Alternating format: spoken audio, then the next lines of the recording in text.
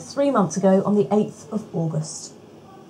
3 runaway cows caused chaos, leading to a major road in Norwich being closed for 7 hours. This was the moment one of the cows ran out onto the A140 on Saturday evening. It was filmed on the Ipswich Road by Joe Copson. Police brought in their helicopter and marksmen to deal with the cows, but the rescue effort that was hampered by violent thunderstorms in the area. Police did shoot 2 of the cows. The third was found dead nearby on Sunday morning. Sizewell B power station in Suffolk has been taken out of service while refuelling and maintenance work is carried out. More than 1,000 specialists have been brought in for the next 6 weeks. The so-called outages happen every 18 months and are planned in advance with the national grid to make sure there's no risk to the electricity supply. One of the biggest projects will be to change the rotors on one of the turbines, which converts steam into electricity to power 2 million homes.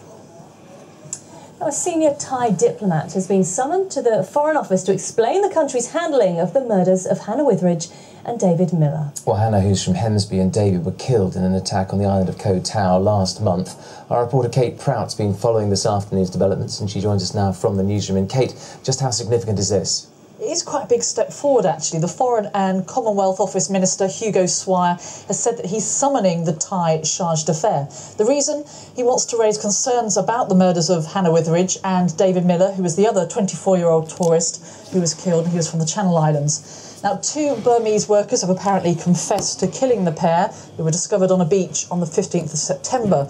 However, they're now saying that they were tortured for their confession, and Mr. Swire is concerned about how the investigation has been handled by the Thai authorities. He plans to stress to them that the investigation needs to be dealt with in a clear and transparent way, a view echoed this afternoon by the human rights campaign group Reprieve.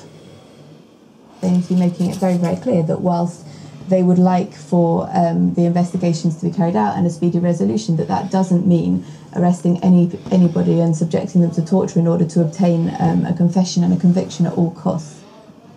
The government will also ask the Thai charge d'affaires for assurances that both Hannah and David's families are kept fully informed of any developments.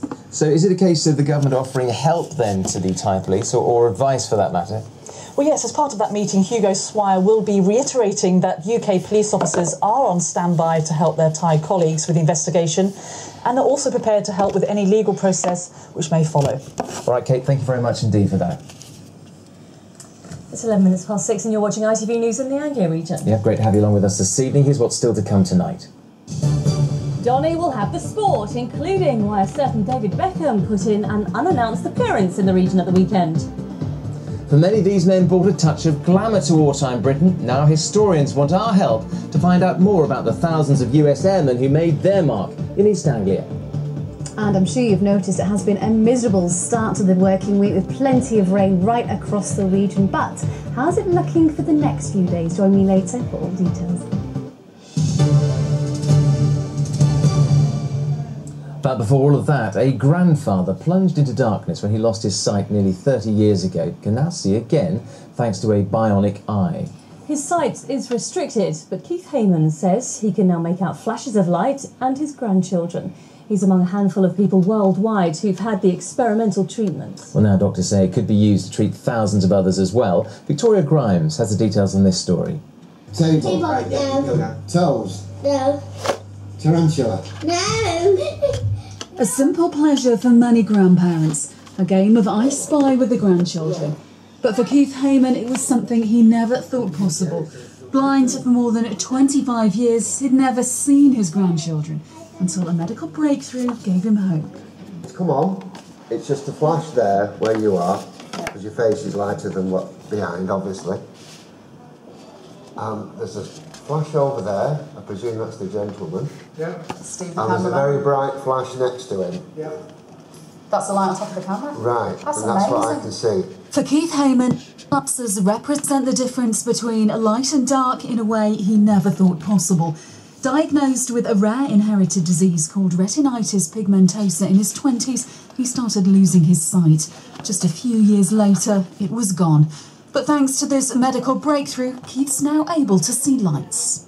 You've got to realise that you don't see properly what people see. It's just a series of flashes. When you've had 20-odd years of sitting in the dark and even the odd flash, it's amazing what difference it can make. It's difficult to show, but this is an idea of what Keith may be able to see when using his glasses. A series of lights and flashes which allow him to distinguish perceptions of people or things that before he could not. I've never seen the grandchildren. And now at least if they come round and they wear white T-shirts and they run round the house and I get the flash of the white T-shirts, I know where they are. And they come and jump on my knee, I see them coming. I never used to be able to. Nanas! No! The implant technology consists of a tiny camera and transmitter mounted on a pair of glasses. A wireless signal's transmitted to an electrode panel implanted in the eye, which helps send a signal along the optic nerve to the brain, which then perceives patterns of light and dark. It is a common condition, unfortunately, for which there's no treatment until today. And many a time people have been sat next to me, they've stood up, walked away and not realised to tell me, and I've been talking to an empty chair. Now I can tell when they're there. It's hoped the trial can start in November, and Keith's hoping his story will give inspiration to other patients in the future. Sure it will. Now, hundreds marched through the streets of Norwich at the weekend, hoping to raise thousands of pounds for cancer. People held up banners with the names of people they were remembering on the night. It was part of the Stand Up to Cancer campaign, the first event of its kind in the region. Well, a fundraiser from Norfolk has been recognised for her rather unique way of raising money for cancer research. Annie Chapman's Pink Ladies tractor run started 11 years ago. Well, during that time, she's raised hundreds of thousands of pounds and added a touch of colour to the